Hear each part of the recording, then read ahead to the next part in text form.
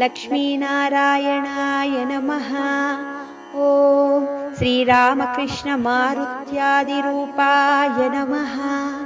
ॐ शेषशायिने नमः। ॐ गोदावरीतटशिरिडीवासिने नमः। ॐ भक्तहृदयालयाय नमः। ॐ सर्वहृद्वासिने नमः। ॐ भूतावासाय नमः। ॐ भूतभविष्यद्भाववर्जिताय नमः। ॐ कालातीताय नमः।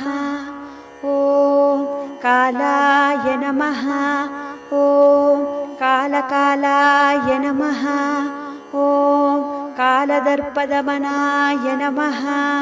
ॐ मृत्युञ्जयाय नमः। ॐ अमर्त्याय नमः।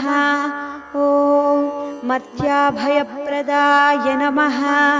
ॐ जीवाधाराय नमः।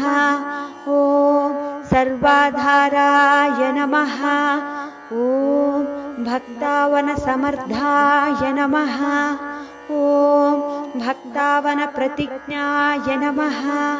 ॐ अन्नवस्त्रदाय नमः। ॐ आरोग्यक्षेमदाय नमः। ॐ धनमाङ्गल्यदाय नमः।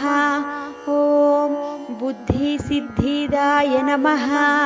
ॐ पुत्रमित्रकळत्रबन्धुदाय नमः। ॐ योगक्षेममवहाय नमः। ॐ आपद्बान्धवाय नमः। ॐ मार्गबन्धवे नमः। ॐ भुक्तिमुक्तिसर्वापवर्गदाय नमः।